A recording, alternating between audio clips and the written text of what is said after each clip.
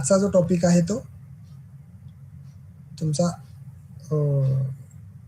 पहिल्या चॅप्टरमधला, पहिल्या प्रकरणामधला 1.2 पासून ते 1.7 पर्यंतचा. त्याच्यामध्ये आहेत मुद्दे दुर्मिळता, स्केअरसिटी, उत्पादन, अर्थव्यवस्थेच्या 3 केंद्रीय समस्या, मेजर प्रॉब्लेम कोणते आहेत इकॉनॉमिक्समधले किंवा अर्थव्यवस्थेमधले, उत्पादन शक्यता वक्र, संसाधनाचे वाटप, आर्थिक पद्धती, ह्या मुद्द्यांवरती आपण चर्चा करण्याचा प्रयत्न करूयात आणि एक एक मुद्दा आपण समजून घेत जाऊयात.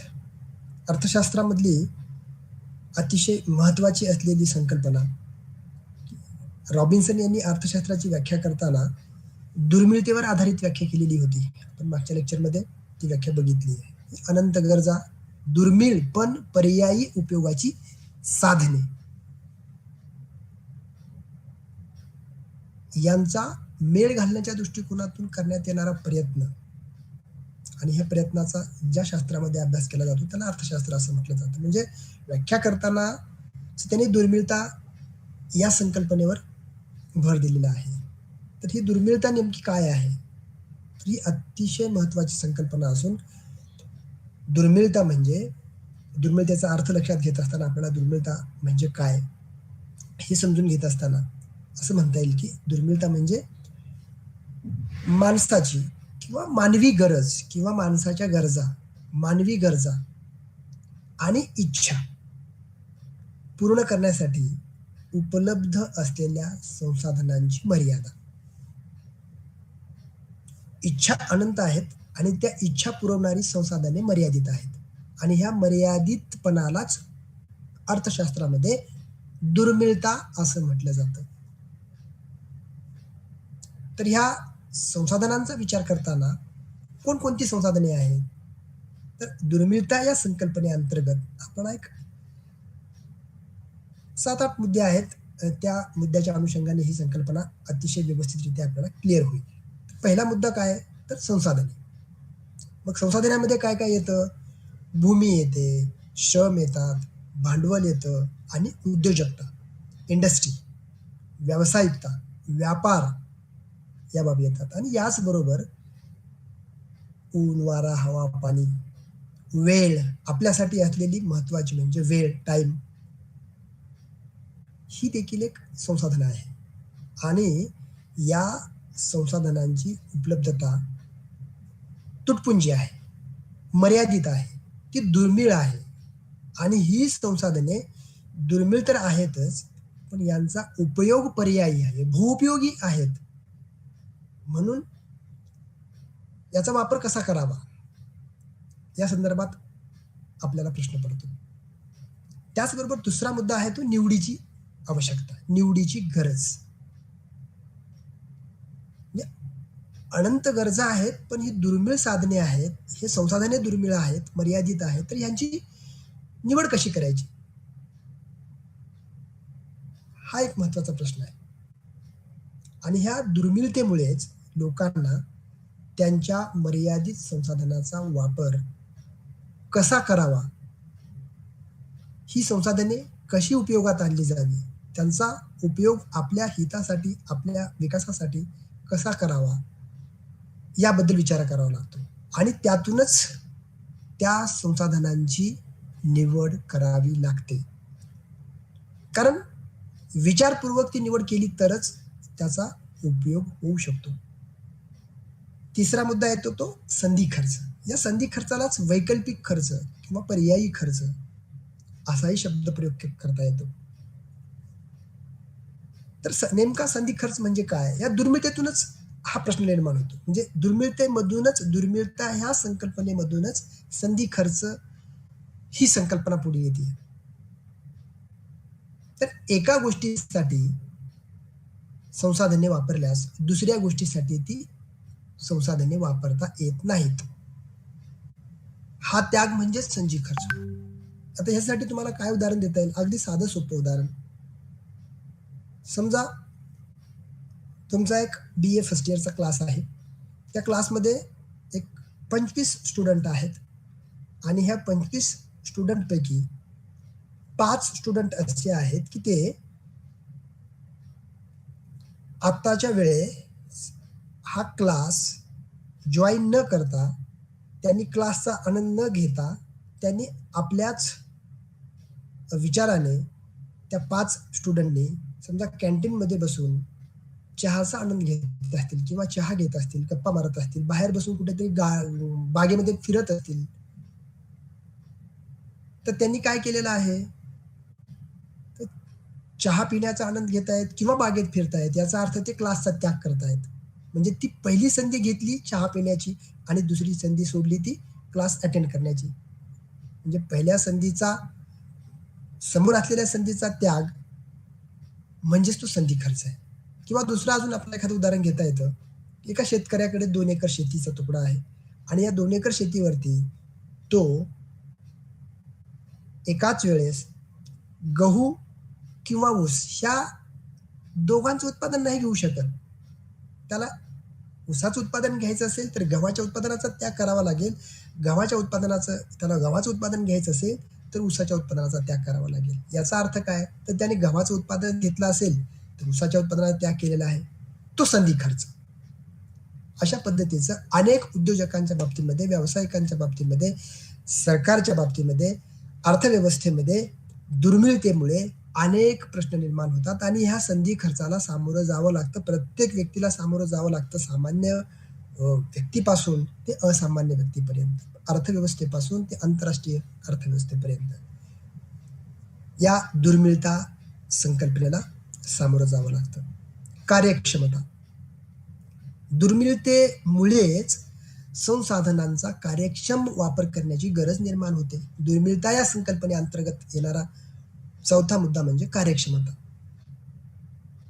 म्हणजे काय, तर उपलब्ध असलेल्या, आपल्या पुढे अवेलेबल असलेल्या संसाधनांचा ऑप्टिमम, पर्याप्त, जास्तीत जास्त चांगल्या प्रकारे कसा उपयोग करता येईल, म्हणजे जास्तीत जास्त त्यांचा उपयोग करून जास्तीत जास्त उत्पादनाची निर्मिती कशी करता येईल, जास्तीत जास्त विकासाला त्याचा उपयोग कसा होईल, याचा विचार करावा लागतो दुर्मिळता या संकल्पनेमधून. म्हणजे कार्यक्षम पद्धतीने त्या संसाधनांचा वापर केला पाहिजे, करावा, करणे गरजेचे आहे, ही बाब लक्षात घेतली जाते. 5वा मुद्दा सांगता येईल तुम्हाला ह्याच्याच संकल्पनेअंतर्गत, वाढती गरज. वाढत्या लोकसंख्येमुळे संसाधनावरील दबाव वाढतोय, प्रभाव वाढतोय, ज्यामुळे दुर्मिळता अधिक तीव्र होते. दिवसेंदिवस जगाच्या पाठीवरती आपण लोकसंख्येच्या बाबतीमध्ये विचार केला असता, वाढत्या लोकसंख्येच्या बाबतीत विचार केला असता, लोकसंख्येचा विस्फोट होतोय, अतिरेक होतोय. दिवसेंदिवस खाणाऱ्यांची संख्या, खाणारी तोंड हे वाढतायत. याचा अर्थ काय, तर त्यांच्या गरजा वाढतायत आणि ह्या वाढत्या गरजा पूर्ण करण्यासाठी जी काही अवेलेबल असलेली, उपलब्ध असलेली संसाधने आहेत ते मर्यादित आहेत, ते कमी पडत आहेत, ते दुर्मिळ आहेत. म्हणून वाढत्या गरजेचा जो प्रश्न आहे तो देखील अतिशय गंभीर आहे. म्हणजे अशा पद्धतीने दुर्मिळता ही अर्थशास्त्रातील एक मूलभूत महत्वपूर्ण संकल्पना असून या दुर्मिळतेमुळे अर्थव्यवस्थेमध्ये अनेक प्रश्नांना तोंड द्यावं लागतं आणि ह्या दुर्मिळता या संकल्पनेअंतर्गत येणाऱ्या 4-5 मुद्द्यांचा विचार केला असता ही दुर्मिळता संकल्पना काय आहे ते आपल्या लक्षात येतं. बरोबर. दुसरा त्याच्यामध्ये 1.3 म्हणजे 1.3 हा जो आहे तो उत्पादनाच्या बाबतीमध्ये. तर उत्पादन म्हणजे नेमकं काय, उत्पादन ही संकल्पना काय आहे, तर या संदर्भात आपल्याला सांगत असताना असं सांगता येईल की उत्पादन ही एक अर्थव्यवस्थेतली एक महत्वाची प्रक्रिया आहे. आता याचा अर्थ समजून घेताना आपल्याला अर्थ सांगताना असं सांगता येतो की उत्पादन म्हणजे कच्च्या मालापासून किंवा घटकांपासून उपयोगी वस्तू किंवा सेवा यांची निर्मिती करण्याची प्रक्रिया. वस्तू व सेवा निर्माण करण्याची प्रोसेस किंवा प्रक्रिया म्हणजे उत्पादन होय. उपलब्ध असलेल्या संसाधनाच्या मदतीने म्हणजेच कच्च्या मालापासून नवीन उपयोगी वस्तूंची व सेवांची निर्मिती करणे करण्याची प्रक्रिया म्हणजेच उत्पादन होय. असा साधा सोपा उत्पादनाचा अर्थ आपल्याला सांगता येतो. उत्पादनाच्या संकल्पनेअंतर्गत, उत्पादन या संकल्पनेअंतर्गत परत आपल्याला 4-5 मुद्दे समजून घेता येतात. उत्पादनाच्या माध्यमातून नेमकं काय होतं? तर नंबर 1 मूल्यवर्धन. उत्पादनाच्या माध्यमातून संसाधनाचे रूपांतर अधिक मूल्यवान उत्पादनामध्ये केले जाते. आता कच्चं लोखंड आहे, त्या कच्च्या लोखंडापासून आपल्याला टेबल बनवता येतं, खुर्ची खिडकी बनवता येते, गाडी बनवता येते, हजारो प्रकारच्या वस्तू या निर्माण करता येतात. याचा अर्थ काय? त्या लोखंडाची 5 रुपयाची किंमत ती 500 रुपयापर्यंत आपल्याला करता येते. याच्यात मूल्यवर्धन करता येते, तिच्या किमतीमध्ये वाढ करता येते. मूल्यवर्धनाचं काम या उत्पादनाच्या माध्यमातून घडतं. लाकूड आहे, लाकूडाची किंमत देखील त्या लाकडाचं रूपांतर खुर्चीत करा, टेबलमध्ये करा किंवा अजून कुठल्या तरी विशिष्ट एक चकचकीत फर्निचरमध्ये करा, त्याची किंमत वाढते. दुसरा मुद्दा उत्पादनाच्या प्रोसेसमधला येतो, तो गरज पूर्ण करणे. उत्पादनाचे मुख्य उद्दिष्ट काय आहे? तर मानवाची गरज पूर्ण करणे, मानवाच्या इच्छा पूर्ण करणे. याचा अर्थ उत्पादनाचं मुख्य उद्दिष्ट मानवी गरजा आणि इच्छा पूर्ण करणे हे असते. तिसरा मुद्दा आपल्याला सांगता येतो आर्थिक व्यवहार. उत्पादन हे अर्थव्यवस्थेतील एक प्रमुख आर्थिक व्यवहार आहे, क्रियाकलाप आहे, जे रोजगार आणि आर्थिक वाढ निर्माण करते. चौथा मुद्दा आपल्याला याच्यामध्ये सांगता येतो उत्पादन घटक. आता या उत्पादनाच्या प्रोसेसमध्ये मेजर समाविष्ट असलेले मुद्दे किंवा उत्पादनाचे घटक ज्यांना आपण म्हणतो ते म्हणजे भूमी, श्रम, भांडवल आणि संयोजक, एंटरप्रेन्योर किंवा उद्योजकता. ह्या 4 प्रमुख घटकांचा उत्पादन प्रक्रियेत वापर केला जातो. हे उत्पादन प्रक्रियेमधले मेजर 4 प्रमुख घटक आहेत. आणि 5वा मुद्दा सांगतो याच्यामधला आपल्याला औद्योगिक क्षेत्र, इंडस्ट्रियल सेक्टर. उत्पादन प्रक्रिया प्रामुख्याने द्वितीय क्षेत्रामध्ये केंद्रित असते. बरोबर, 3 क्षेत्र आपण बघतोय, एक कृषी क्षेत्र, दुसरं औद्योगिक क्षेत्र आणि तिसरं सेवा क्षेत्र. आता अलीकडे आपण नवनिर्माण क्षेत्र आपण त्याला म्हणतो, उत्पादन क्षेत्र. त्याच्यात या उत्पादनाची प्रोसेस ही अधिकाधिक प्रमाणामध्ये द्वितीय क्षेत्रामध्ये केंद्रित होते. हजारो प्रकारच्या वस्तूची निर्मिती या औद्योगिक क्षेत्राच्या माध्यमातून होते. आपल्याला गृहोपयोगी असलेल्या, देशाच्या उपयोगासाठी असलेल्या असंख्य वस्तूंची निर्मिती या उत्पादनाच्या प्रोसेसमधून औद्योगिक क्षेत्राच्या माध्यमातून घडून येते. हे देखील आपल्याला लक्षात येतं. 6वा मुद्दा सांगता येतो तांत्रिक प्रगती. उत्पादन प्रक्रियेत तंत्रज्ञानाचा वापर वाढताना अलीकडे दिसतोय आणि वाढतच आहे, ज्यामुळे कार्यक्षमता आणि उत्पादकता वाढते. उत्पादनाच्या प्रोसेसमध्ये ट्रॅडिशनल पद्धतीने उत्पादन न करता त्याच्यामध्ये संसाधनांचा वापर करताना त्याचबरोबर नवीन तंत्रज्ञानाचा वापर जर केला तर उत्पादनामध्ये प्रचंड प्रमाणामध्ये वाढ होऊ शकते. म्हणजे वाढत्या लोकसंख्येच्या अनेक गरजा भागवण्याची क्षमता या उत्पादन प्रोसेसमध्ये तांत्रिक प्रगतीचा किंवा तंत्रज्ञानाचा उपयोग करून करता येतो. ही उत्पादनाची प्रोसेस. आता पुढची संकल्पना आहे ती 1.4 अर्थव्यवस्थेच्या 3 केंद्रीय समस्या. म्हणजे प्रत्येक देशातल्या अर्थव्यवस्थेला भेडसावणाऱ्या 3 मेजर संकल्पना आहेत. त्याच्याही पुढे अजून आहेत, पण आपण पहिल्यांदा 3 लक्षात घेऊयात. म्हणजे त्या अतिशय महत्वाच्या आहेत आणि त्या समजून घेणं फार महत्वाचं आहे. ती पहिली समस्या काय आहे? तर काय किंवा कोणते उत्पादन करायचे. काय किंवा कोणते उत्पादन करायचे, त्याचा अर्थ काय? तर कोणत्या वस्तू आणि सेवा निर्माण कराव्यात याचा निर्णय घेणं अत्यंत कठीण असतं. प्रत्येक देशातल्या सरकारच्या पुढे किंवा उद्योजकापुढे, व्यावसायिकापुढे, उत्पादकापुढे हा प्रश्न निर्माण होतो. हजारो वस्तूच्या गरजा आहेत, हजारो वस्तू आहेत, तर आपण नेमकं कशाचं उत्पादन करायचं? सरकारच्या माध्यमातून सरकार निर्णय घेत असताना नेमकं भांडवली वस्तूचं उत्पादन घ्यायचं का उपभोगी वस्तूंचं उत्पादन घ्यायचं? मग भांडवली वस्तूमध्ये पण चैनीच्या वस्तूचं उत्पादन घ्यायचं का अजून कुठल्या फलाण्या वस्तूचं उत्पादन घ्यायचं? हा मेजर प्रश्न आहे. एखाद्या व्यापाऱ्याच्या पुढे मग एखादा उत्पादक आहे, उत्पादकाच्या दृष्टिकोनातून विचार केला असता, मी कोणतं नेमकं उत्पादन घेऊ? कृषी क्षेत्रामध्ये जाऊ का, औद्योगिक क्षेत्रामध्ये जाऊ का, सेवा क्षेत्रामधलं उत्पादन करू? नेमकं हा जो प्रश्न आहे, हा नेमका मुद्दा किंवा नेमका जो निर्णय आहे, तो घेणं कठीण असतं. अर्थव्यवस्थेच्या विकासाच्या दृष्टिकोनातून हा निर्णय घेताना फार विचारपूर्वक घ्यावा लागतो. मगच त्या अर्थव्यवस्थेला पुष्टी मिळते किंवा अर्थव्यवस्था विकसित रस्त्याकडे वाटचाल करू शकते. दुसरा मुद्दा आहे त्याच्यामधला काय किंवा कोणत्या वस्तूचे उत्पादन करायचे याचा आपण निर्णय बघितला. त्याच्यानंतर त्याचं महत्व काय? तर काय किंवा कोणते उत्पादन करायचे किंवा कोणते उत्पादन करायचे याच्या बाबतीमध्ये याचं महत्व काय? तर मर्यादित संसाधनांच्या कार्यक्षम वापर करण्यासाठी हा निर्णय महत्वाचा ठरतो. कारण ऑलरेडीच आपल्याकडे संसाधने ही मर्यादित आहेत, दुर्मिळ आहेत, त्यांची उपलब्धता कमी आहे. म्हणून नेमक्या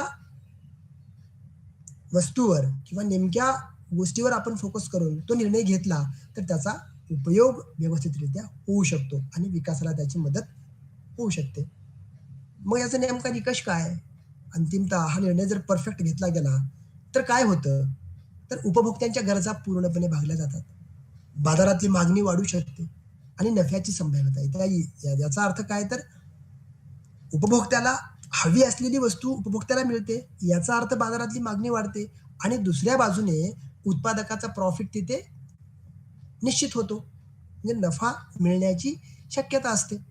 म्हणून हा निर्णय घेणं अतिशय महत्वाचं आहे. ही समस्या फार महत्वाची दिसून येते आपल्याला. तो काटेकोरपणे निर्णय घेतला जावा. दुसरा आहे तो उत्पादन कसे करावे.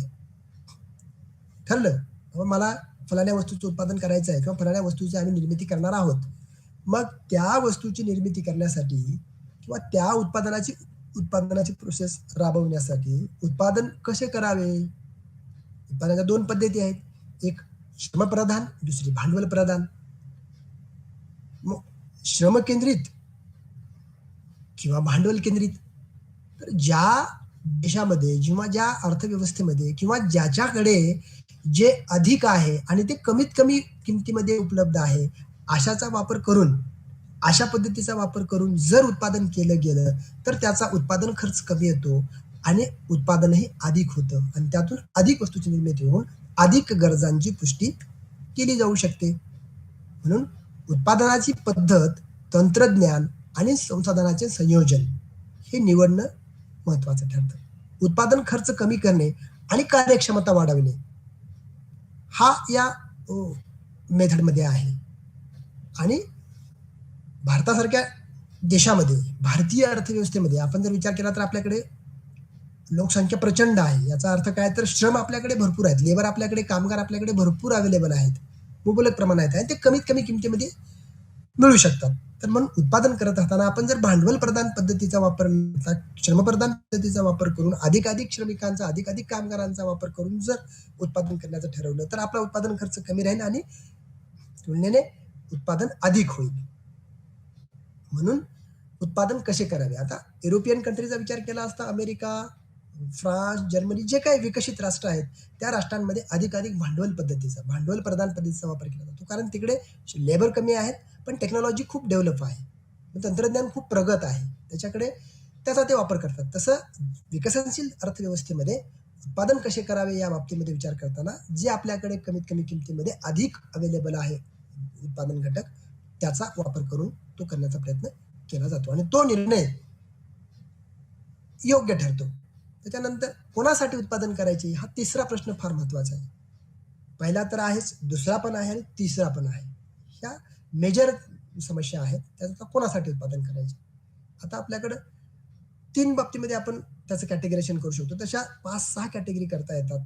पण मेजर आपण लक्षात घेण्यासाठी, संकल्पना ही लक्षात येण्यासाठी गरीब, मध्यम, श्रीमंत असा जरी आपण क्रम लक्षात घेतला, मग नेमकं गरिबासाठी कुठल्या वस्तू आहेत, त्यांच्या रिक्वायरमेंट कोणत्या आहेत, त्यांची कशी मागणी आहे, ते कशाची मागणी करतायत, ते कशावर फोकस करतायत, मध्यमवर्गीयांच्या कोणत्या गरजा आहेत आणि श्रीमंत व्यक्तींच्या कोणत्या गरजा आहेत.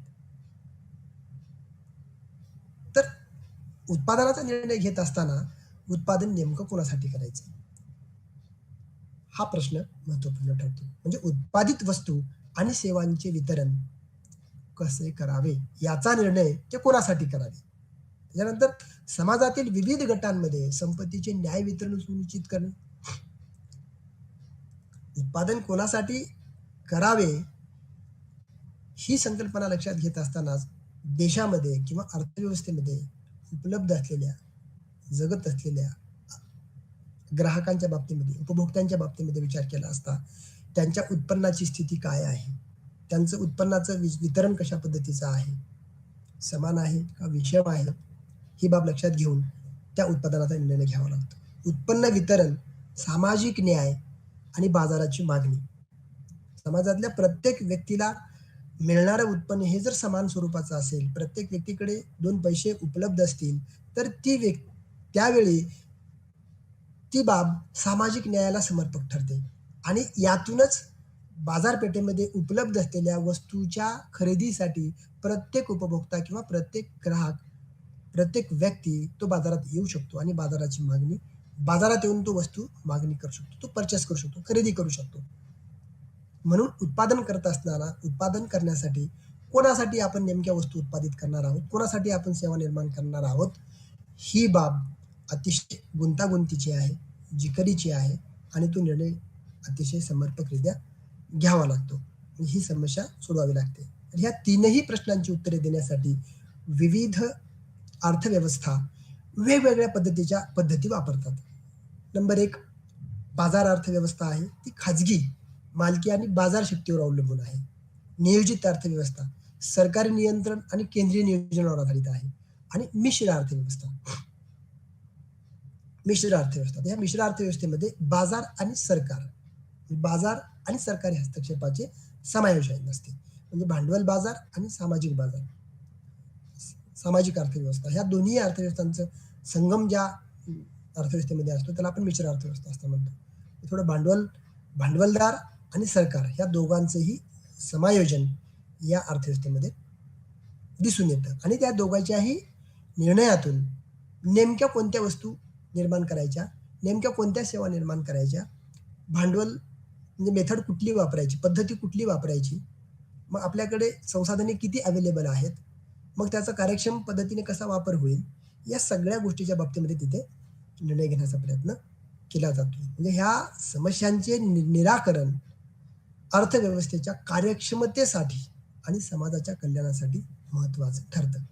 या अर्थव्यवस्थेच्या ह्या तीनही केंद्रीय समस्या व्यवस्थितरित्या लक्षात घेऊन जर त्या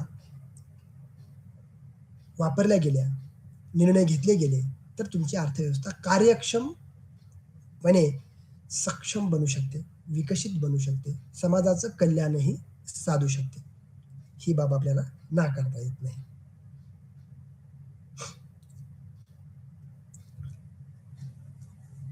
तर पुढची समस्या ह्याच्यामध्ये आता मेजर 3 झाल्या. त्याच्या सब समस्या म्हणजे त्या पुढच्या उपसमस्या आपण म्हणूयात किंवा पुढचे प्रश्न म्हणूयात. त्यात वृद्धीची समस्या आहे, ग्रोथ. ही अर्थव्यवस्थेतली एक गुंतागुंतीची आणि महत्वाची संकल्पना आहे. ही संकल्पना समजून घेण्यासाठी आपल्याला पुढील मुद्दे लक्षात घ्यावे लागतात. तर कोणते कोणते मुद्दे आहेत, तर पहिल्यांदा ह्या वृद्धीचा अर्थ किंवा व्याख्यान काय करता येईल. वृद्धी म्हणजे नेमकं काय, तर वृद्धीची समस्या म्हणजे किंवा वृद्धी म्हणजे अर्थव्यवस्थेत सतत, निरंतरपणे आणि दीर्घकालीन आर्थिक वाढ कशी साध्य करायची,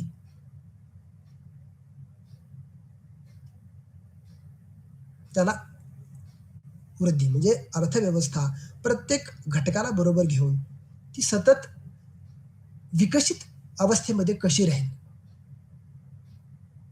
पण अलीकडे बघतोय आपण जगाच्या पाठीवरती कोणत्याही अर्थव्यवस्थेला ही समस्या भेडसावणार दिसते. प्रत्येक राष्ट्राला, प्रत्येक अर्थव्यवस्थेला, प्रत्येक देशाला, प्रत्येक उद्योजकाला वाटतंय की आपली वृद्धी व्हावी, आपला विकास व्हावा, आपली वाढ व्हावी, आपला व्यवसाय वाढता राहावा किंवा आपली अर्थव्यवस्था ही भक्कम व्हावी, वृद्धिंगत व्हावी, सगळ्या बाजूने तिचा विकास व्हावा. पण तसं घडताना दिसून येत नाही. तो प्रत्येक अर्थव्यवस्था ती धडपडत असते. याचं महत्व काय आहे, तर जीवनमान सुधारण्यासाठी, देशातल्या व्यक्तींचं जीवन हे विकसित होण्यासाठी, सुधारण्यासाठी, त्याचबरोबर देशातल्या रोजगारासाठी, रोजगार निर्मितीसाठी, रोजगार वाढीसाठी आणि दुसऱ्या बाजूने गरिबी कमी करण्यासाठी, राष्ट्राची आर्थिक शक्ती वाढविण्यासाठी असे अनेक मुद्दे आहेत. वृद्धीची समस्या कशी दूर जाऊ शकते?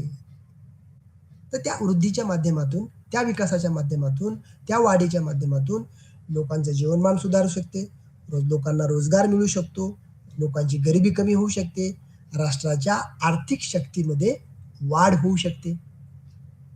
तर मग हे सगळं घडण्यासाठी, जीवनमान सुधारण्यासाठी, रोजगार निर्माण होण्यासाठी, गरिबी कमी करण्यासाठी, राष्ट्राची आर्थिक शक्ती वाढण्यासाठी त्यातले नेमके मुख्य घटक त्याच्यातले काय आहेत? कोणत्या गोष्टी याला महत्त्वाचे ठरतात? तर भांडवल संचय आहे, तांत्रिक प्रगती आहे, मानवी भांडवलाचा विकास आहे आणि नैसर्गिक संसाधने आहेत.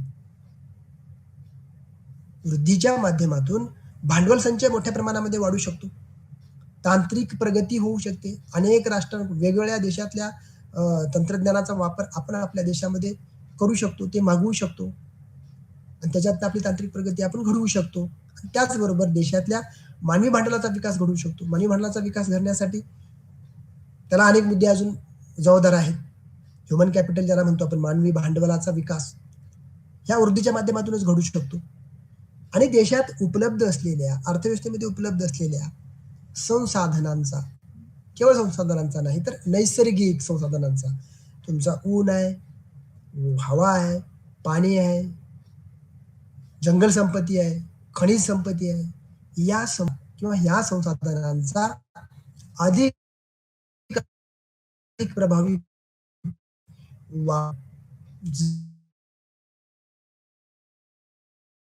दूर होऊ शकते. तर ही वृद्धीची समस्या या सर्व घटकांचा वापर करून, म्हणजे कोणती, हे बघा, भांडवल संचय असेल, तांत्रिक प्रगती असेल, मानवी भांडवलाचा विकास असेल, नैसर्गिक संसाधने असतील, या सर्व घटकांचा वापर करून तुमची अर्थव्यवस्था किंवा तुमची वृद्धीची समस्या दूर करता येऊ शकते. तर ही समस्या दूर करण्यासाठीची किंवा ह्या घटकांचा वापर करण्यासाठीची आव्हाने काय आहेत आपल्याकडे? तर संसाधनांची आव्हाने काय? तर नंबर 1, संसाधनांची मर्यादा, म्हणजे ते दुर्मिळ आहेत. दुसरी आहे ते पर्यावरणीय समस्या, वातावरण आमचं प्रत्येक दिवसेंदिवस बिघडत चाललंय. पाऊस असेल, ऊन असेल, हवा असेल, या बाबतीमध्ये अनेक समस्या आहेत. जंगलतोड असेल, पर्यावरणीय समस्या, प्रदूषणाची समस्या आहे. प्रदूषणाच्या माध्यमातून पर्यावरणावर प्रचंड स्वरूपाचा परिणाम होतोय. याचा अर्थ काय? तर हवामान बदलाचा विचार केला असता आपण, परिस्थिती वाईट होते. असमान वितरण, कशाचं असमान वितरण आहे? संसाधनाचं असमान वितरण आहे. म्हणजे जगातल्या अर्थव्यवस्थेमध्ये किंवा जगातल्या प्रत्येक देशांचा जर विचार केला गेला असता तर प्रत्येक देशामधली संसाधनांची जी काही निर्मिती आहे, संसाधनांची जी उपलब्धता आहे ती वेगवेगळी आहे. आणि देशाचा विचार केला असता, देशाचा विचार, आपल्या भारताचा विचार केला असता, प्रत्येक राज्यामध्ये किंवा प्रत्येक भागामध्ये संपत्तीचा असेल, उत्पन्नाचा असेल, प्रगतीचा असेल, विकासाचा असेल, हे सगळं असमान पद्धतीनं वितरण आहे. हे मोठं आव्हान आहे. आणि महत्वाची मुद्दा म्हणजे त्याच्यातला सगळ्यात, संसाधने मर्यादित आहेत, पर्यावरणाच्या अनेक समस्या आहेत. कधी अतिवृष्टी होते, कधी कोरडा दुष्काळ पडतोय, कधी भूस्खलन होतंय, कधी भूकंप होतोय, ह्या पर्यावरणीय समस्या. तर संपत्तीचं असमान वितरण आहे, नैसर्गिक साधन संपत्तीचं असमान वितरण आहे. त्याचबरोबर सामाजिक आणि राजकीय स्थिरता, हा जो मुद्दा आहे तो अत्यंत महत्वाचा ठरतो अर्थव्यवस्थेच्या विकासासाठी, देशाच्या विकासासाठी. जगातल्या प्रत्येक अर्थव्यवस्थेमध्ये किंवा देशामध्ये जी राजकीय परिस्थिती आहे किंवा जी सामाजिक स्थिती आहे, त्या परिस्थितीमध्ये, त्या स्थितीमध्ये स्थिरता दिसून येत नाही. त्याच्यामध्ये उथलपथल किंवा अस्थिरता ही प्रचंड स्वरूपाची आहे.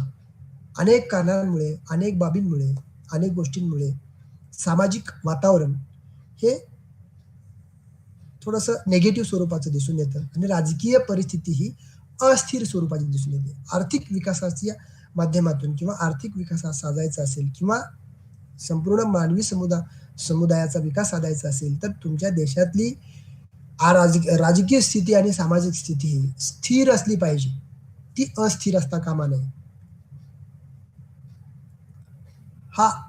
ही आव्हाने या वृद्धीच्या समस्येला पुष्टी करतात. त्याचबरोबर 5वा मुद्दा सांगता येतो धोरणात्मक उपाय. तर गुंतवणुकीचं प्रोत्साहन, शिक्षण आणि कौशल्य विकास, संशोधन आणि विकास खर्चात वाढ, पायाभूत सुविधांचा विकास.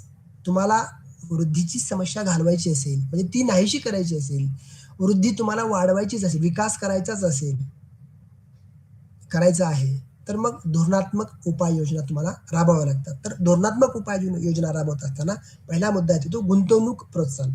देशातल्या प्रत्येक उद्योजकाला, व्यावसायिकाला, व्यापाऱ्याला, अजून कोणी इंडस्ट्रियलिस्ट असेल त्याला गुंतवणुकीसाठी प्रोत्साहित केलं गेलं पाहिजे. स्वतः सरकारने देखील त्यामध्ये हस्तक्षेप केला पाहिजे. स्वतः गुंतवणूक केली पाहिजे. प्रत्येक व्यक्तीमध्ये गुंतवणुकीचं प्रोत्साहन निर्माण केलं पाहिजे. त्याचबरोबर गुंतवणूक करत असताना शिक्षण आणि कौशल्यावर अधिक भर दिला पाहिजे. शिक्षणामधली प्रचंड गुंतवणूक मोठी वाढवली पाहिजे आणि त्यातूनच कुशलता वाढली जाऊ शकते. त्याच्यातनं तुमचा रोजगार निर्माण होऊ शकतो. लोकांना कौशल्यामध्ये वाढ झाली की ऑटोमॅटिक त्यांना काम मिळू शकतं. त्याच्याबरोबर संशोधन आणि विकास खर्चात वाढ. विकासाच्या माध्यमातून, संशोधनाच्या माध्यमातून विकास करण्याचा प्रयत्न केला पाहिजे. नवनवीन आयडियाज, नवनवीन पद्धती, नवनवीन मेथड्स ह्या शोधल्या पाहिजेत. संशोधनामध्ये अधिक लक्ष घातलं पाहिजे.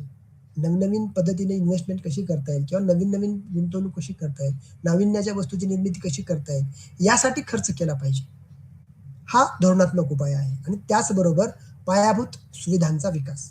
अर्थव्यवस्थेमध्ये तुमचं इन्फ्रास्ट्रक्चर खूप महत्वाचं आहे. म्हणजे पायाभूत सोयीसुविधा प्रत्येक गावात, प्रत्येक राज्यात ह्या पायाभूत सुविधांचा विकास होण्यासाठी प्रयत्न केला गेला पाहिजे. तरच तुमची ती वृद्धीची संकल्पना समर्पक ठरू शकते. तुमचं वीज आहे, लाईट आहे, म्हणजे लाईट आहे, पाणी आहे, रस्ते व्यवस्था आहे, दळणवळण व्यवस्था आहे, ह्या बेसिक गरजा आहेत, त्या पायाभूत सुविधा आहेत. वाहतुकीची व्यवस्था आहे, ह्या सगळ्या बेसिक पायाभूत सुविधा आहेत. ह्या सुविधा त्या अर्थव्यवस्थेमध्ये उपलब्ध करून दिल्या गेल्या पाहिजेत. तरच तुमची वृद्धीची समस्या नाहीशी होऊ शकेल. शाश्वत वृद्धी म्हणजे निरंतरपणे ही वृद्धी होत राहिली पाहिजे. आज एका वर्षाचं टार्गेट नसून ते अनेक वर्षापर्यंत टार्गेट असलं पाहिजे, लक्ष असलं पाहिजे. 2024 मध्ये प्रगती झाली आणि 2025 मध्ये शून्य विकास, शून्य वृद्धी, किंवा 2020 मध्ये चांगला विकास झाला, आमची ग्रोथ खूप चांगली झाली, परत 21-22 काही ग्रोथ नाही, अशा पद्धतीचं नाही. तर त्याचबरोबर शाश्वत पद्धतीने, याचा अर्थ तुमचा विकास साध्य करण्यासाठी, तुमचा वृद्धी साध्य करण्यासाठी संसाधनांचा वापर करत असताना, नैसर्गिक साधन संपत्तीचा उपयोग करत असताना या साधन संपत्तीचा किंवा या संसाधनांचा उपयोग अशा पद्धतीने करा की तुमचा आजचा विकास तर झालाच पाहिजे, पण भविष्यातील येणाऱ्या पिढीसाठी त्या संपल्या नाही पाहिजेत.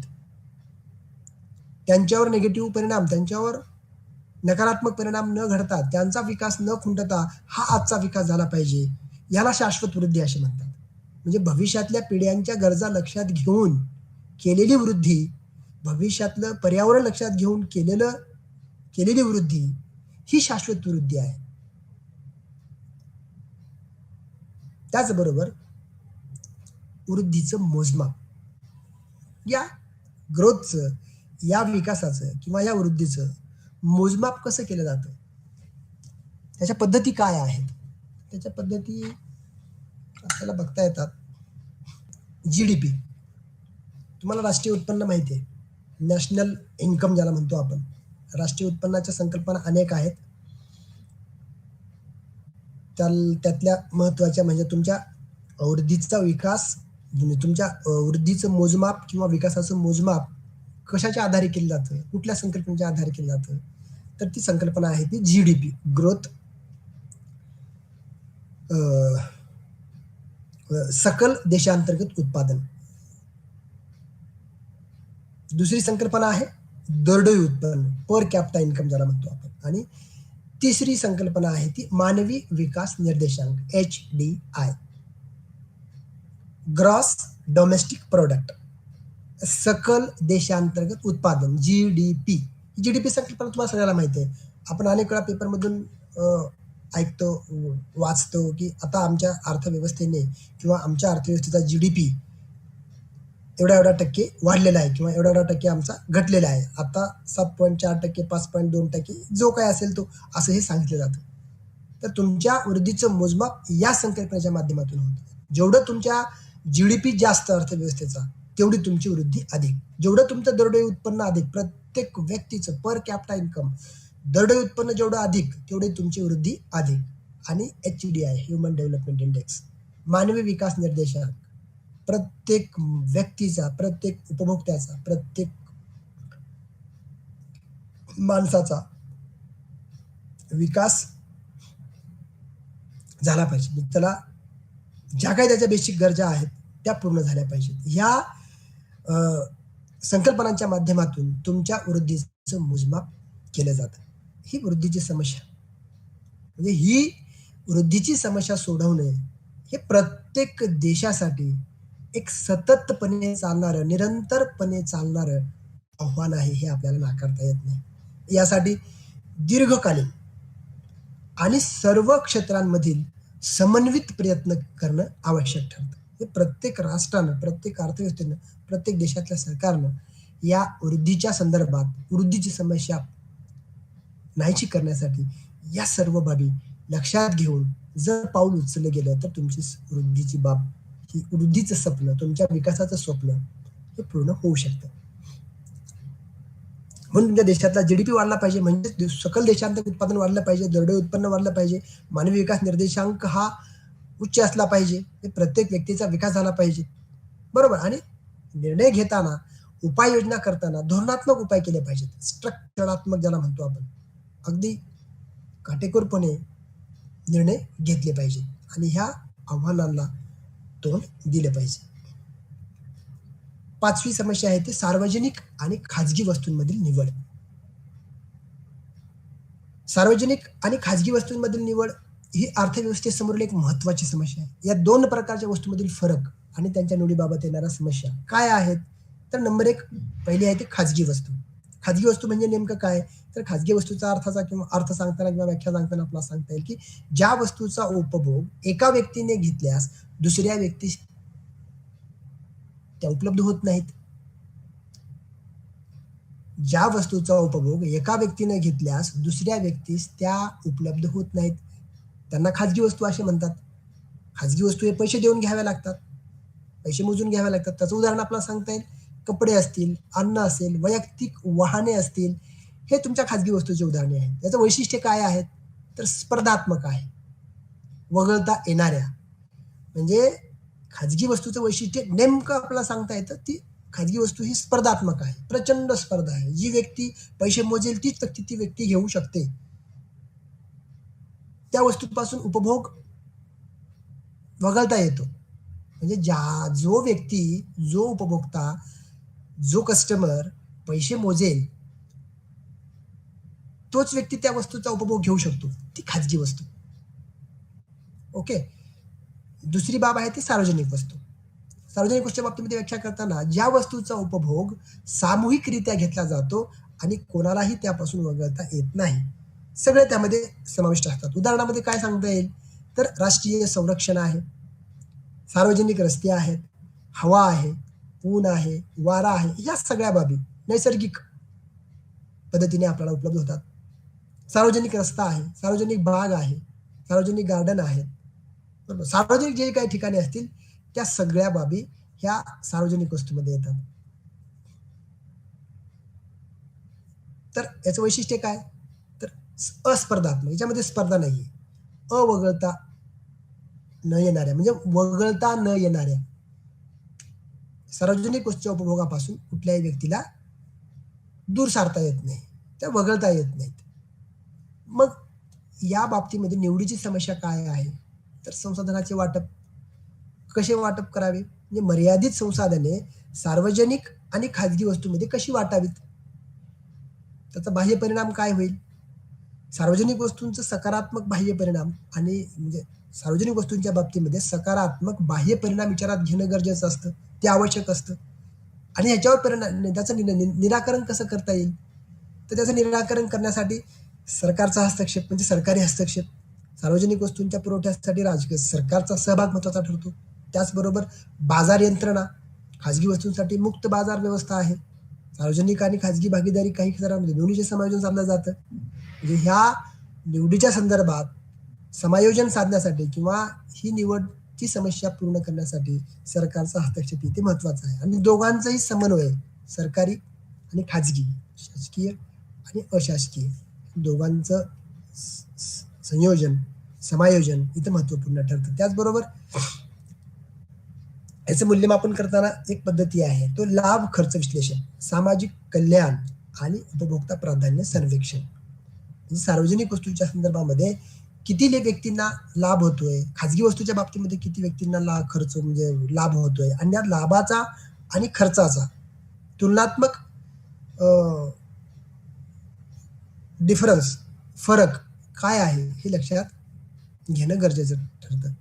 आणि त्यातून आमच्या समाजाचं हित किती साधतंय, सार्वजनिक वस्तूच्या माध्यमातून आणि खाजगी वस्तूच्या माध्यमातून नेमकी ह्या दोघांच्या माध्यमातून सामाजिक हित किती साधलं जातं, सामाजिक कल्याणाचं काय नेमकं होतं, आणि ह्या वस्तूच्या बाबतीमध्ये उपभोक्त्याचं प्राधान्य म्हणजे कोणता उपभोक्ता किती वस्तूची, कोणत्या वस्तूची निवड करतोय किंवा त्याचा वापर करतोय किंवा उपभोग घेतोय, हे लक्षात घेणं महत्वाचं ठरतं. या सार्वजनिक आणि खाजगी वस्तूच्या बाबतीमधल्या समस्येच्या संदर्भातली जी काही बाब आहे, ह्या निवडीच्या संदर्भातली जी आव्हाने आहेत, आव्हाने कोणती आहेत, तर मोफत सवारी समस्या. नंबर 1, मोफत सवारी समस्या. सार्वजनिक वस्तूच्या बाबतीमध्ये मोफत म्हणजे कोण फुकटामध्ये वापरतोय, कोण त्याचे पैसे मोजतोय, फार महत्वाचे आहे. माहितीची विषमता खाजगी वस्तूंच्या पूर्णतेबाबत. त्याच्याबरोबर न्याय वितरण, समाजातील विविध वर्गांमध्ये वस्तूंचे योग्य वितरण केले जात नाही. म्हणजे सार्वजनिक आणि खाजगी वस्तूंमधील योग्य संतुलन साधणे प्रत्येक अर्थव्यवस्थेसमोरील एक महत्वाचं आव्हान आहे. यासाठी सरकार, खाजगी क्षेत्र आणि नागरिकांमध्ये समन्वय आवश्यक आहे, समन्वय साधणं आवश्यक आहे.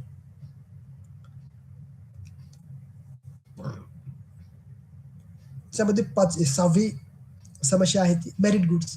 त्याला गुणवत्ताधारक वस्तू किंवा गुणवत्तेच्या वस्तू असे म्हटलं जातं. उत्पादनाची समस्या आहे, म्हणजे गुणवत्ता वस्तूची निर्मिती करणं ही एक मोठी समस्या आहे. म्हणजे हा अर्थशास्त्रातला एक महत्वाचा विषय आहे. या संकल्पनेचे विविध पैलू आहेत.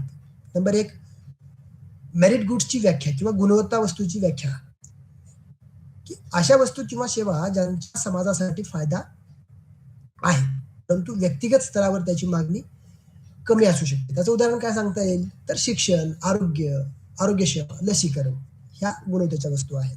त्याचं वैशिष्ट्य काय आहे, तर सामाजिक फायदे व्यक्तिगत फायद्यांपेक्षा जास्त, सकारात्मक बाह्य परिणाम, लोकांना त्यांचं महत्व कमी वाटू शकतं. त्याचबरोबर उत्पादनाची समस्या काय आहे, तर बाजाराचं अपयश आहे. काय अपयश आहे, तर खाजगी बाजार पुरेशा प्रमाणात मेरिट गुड्स पुरवत नाहीत. म्हणजे गुणवत्तेच्या संदर्भातल्या वस्तूची निर्मिती खाजगी उद्योजक किंवा त्याला प्रायव्हेट सेक्टर म्हणतो आपण, खाजगी क्षेत्र म्हणतो, ते तेवढं त्याला पसंती दर्शवत नाही. त्या वस्तूंची निर्मिती करण्यासाठी ते पुढे येत नाही आणि ह्या वस्तूंची मागणी कमी आहे. लोक त्यांच्या या वस्तूंच्या बाबतीमध्ये दीर्घकालीन फायद्याकडे दुर्लक्ष करतात. त्याच्यानंतर योग्य किंमत ठरवणं कठीण. गुणवत्ताधारक वस्तूच्या निर्मितीमध्ये किंमत नेमकी किती ठरवायची, कशी ठरवायची, हे थोडंसं कठीण असतं.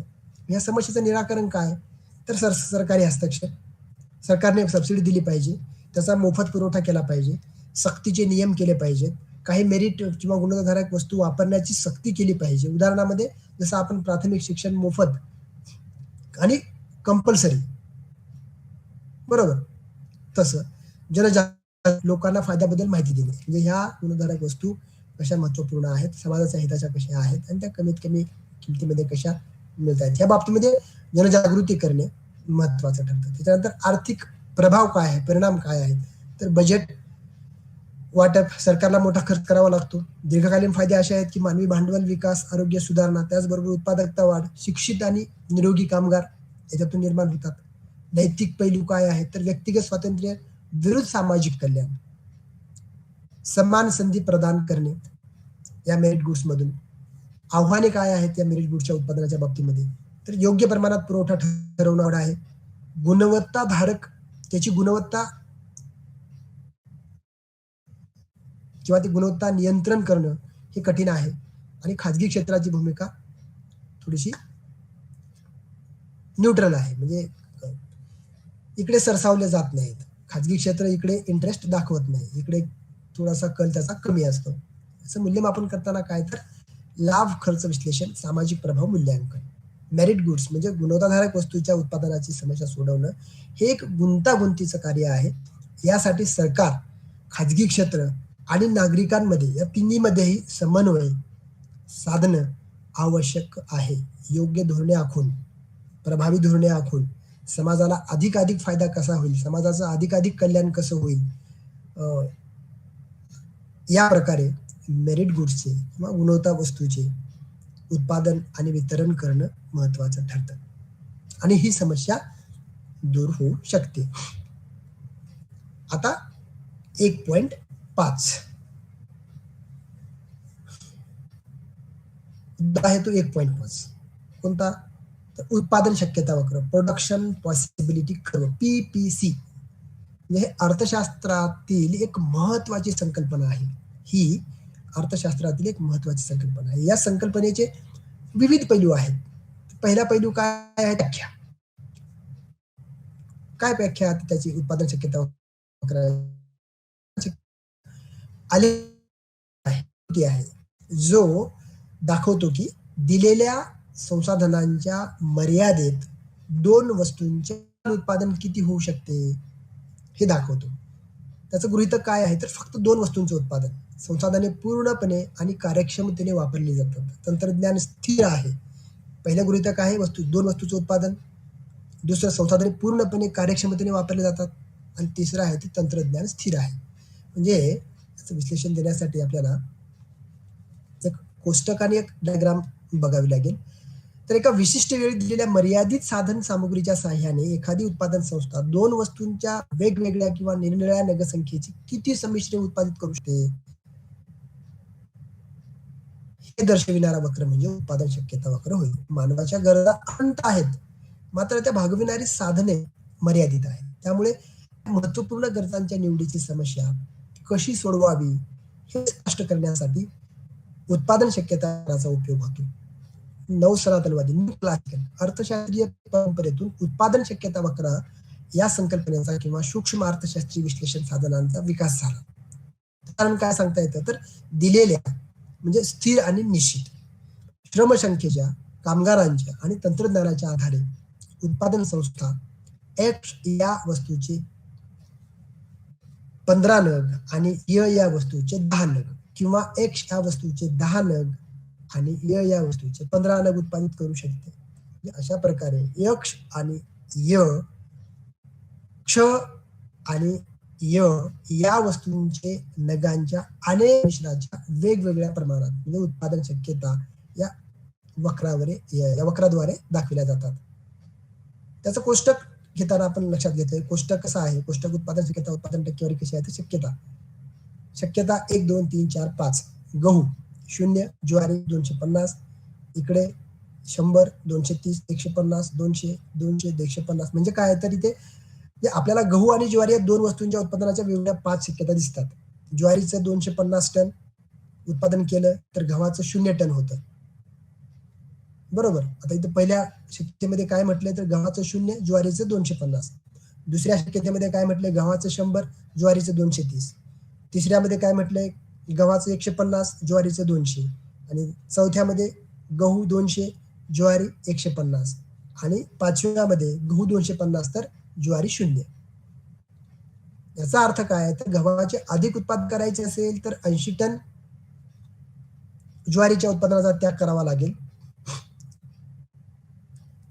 याला संधी खर्च त्याग असं म्हणतात. उत्पादन शक्यता वक्र उत्पादनाबरोबरच रूपांतरणाचा दरही दर्शवितो.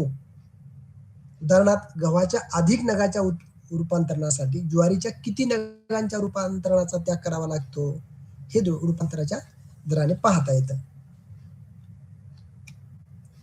आता त्याचा वक्र बघूयात आपण, उत्पादन शक्यता वक्र. उत्पादन शक्यता वक्र कसा आहे, य अक्ष आणि क्ष अक्ष, इथं 0 आपण दाखवलाय. हा जो अ आणि ई इथपर्यंत आहे तो हा उत्पादन शक्यता वक्र आहे. म्हणजे इथं आकृतीमध्ये दाखवल्याप्रमाणे हा तो बाहेरील बाजूचा असतो खरं, एक्स आणि वाय या दोन वेगळ्या पद्धतीने. उत्पादन शक्यता वक्र अ ब क ड, अ ब क ड ई हे बिंदू दर्शवितो. हे बिंदू गहू आणि ज्वारीच्या उत्पादनाच्या वेगवेगळ्या शक्यता दर्शवितात. उदाहरणार्थ अ बिंदू 0 गहू आणि 250 टन ज्वारी, किंवा ई बिंदू 250 टन गहू आणि 0 टन ज्वारी, किंवा ब बिंदू 100 टन गहू आणि 230 टन ज्वारी. म्हणजे यातून उत्पादनाच्या वेगवेगळ्या शक्यता व्यक्त होतात. न बिंदू उत्पादन शक्यता आतल्या बाजूला आहे. ह्या बिंदूने दर्शविलेल्या उत्पादनाच्या शक्यता सहज साध्य करता येतात, मात्र या पर्याप्त नसतात, कारण उत्पादन साधनाचा पूर्ण उपयोग करून उत्पादित होतील अशी संख्या या दर्शवित नाहीत. म हा बिंदू उत्पादित करणे एका विशिष्ट वेळेला शक्य असते. दीर्घ कालावधीमध्ये तंत्रज्ञानात गुणवत्तापूर्ण सुधारणा झाली तर अधिक उत्पादन असते. याचाच अर्थ असा की उत्पादन शक्यता वक्रावरचा कोणताही बिंदू हा पर्याप्त किंवा अधिकाधिक उत्पादन दर्शवितो. उत्पादन शक्यता वक्र मूळ बिंदूपासून बहिर्वक्र असतो. याचे कारण काय, तर रूपांतरणाचा सीमांत दर हा वाढता जाणारा असतो. उदाहरणार्थ अधिकाधिक गव्हाचे उत्पादन करायचे असेल तर ज्वारीच्या उत्पादनाचा सीमांत नगाचा त्याग अधिक संख्येने करावा लागतो. या सीमांत रूपांतरणाच्या दराकडून उत्पादन शक्यता वक्राचा उतार निश्चित होतो. मात्र उत्पादित केल्या जाणाऱ्या दोन वस्तू पर्यायी नसतील किंवा त्या वस्तू एकमेकींना पूर्णपणे पर्यायी असतील तर उत्पादन शक्यता वक्र बाहेरील बाजूस म्हणजे बहिर्वक्र नसेल. महत्वाचे मुद्दे याच्यामध्ये काय आहे, तर दुर्मिळता संशोधनांची मर्यादा दर्शविते. पर्यायी खर्च, एका वस्तूच्या उत्पादनात वाढ करण्यासाठी दुसऱ्या वस्तूचे उत्पादनाचे त्याग करावा लागतो. त्याची कार्यक्षमता, वक्रावरील सर्व बिंदू कार्यक्षम उत्पादन दर्शवितात. विशेष बिंदू काय आहेत, तर वक्राच्या आतील बिंदू अकार्यक्षम उत्पादन, वक्रावरील बिंदू कार्यक्षम उत्पादन आणि वक्राच्या बाहेरील बिंदू सध्याच्या संसाधनाबाबत आणि वक्राचे स्थलांतर म्हणजे तंत्रज्ञानात सुधारणा, वक्र बाहेरच्या दिशेने सरकतो इथे दाखवल्याप्रमाणे. टेक्नॉलॉजीमध्ये सुधारणा झाली की वक्र हा पुढे सरकतो आणि संसाधनांची कमतरता भासल्यास, दुर्मिळता असल्यास वक्र आतल्या दिशेने सरकतो. म्हणजे हा उत्पादन शक्यता वक्र पुढे जाऊ शकतो आणि मागे जाऊ शकतो, मागे येऊ शकतो. अशा पद्धतीचं हे उत्पादन शक्यता वक्र म्हणजे अर्थव्यवस्थेच्या दृष्टी उत्पादन शक्यता वक्राचा जर विचार केला असता तर अर्थव्यवस्थेच्या विकासासाठी, समाजाच्या कल्याणासाठी अर्थव्यवस्थेला, सरकारला या उत्पादन शक्यता वक्राचा विचार करावा लागतो, संसाधनांचा विचार करावा लागतो, त्या अनुषंगाने निर्णय घ्यावे लागतात. याचा उपयोग काय उत्पादन शक्यता वक्राचा, आर्थिक निर्णय घेण्यासाठी. कोणत्या वस्तूचं उत्पादन करायचं आहे, किती करायचं आहे, का करायचं आहे, म्हणजे कुणासाठी करायचं आहे, ह्या सगळ्या बाबतीच्या आर्थिक निर्णय घेण्यासाठी उत्पादन शक्यता वक्र, किती उत्पादन आमचं, कुठलं संसाधन वापरल्यानंतर कोणतं उत्पादन किती प्रमाणात होणार आहे आणि त्याच्यात कल्याणामध्ये किती भर पडणार आहे,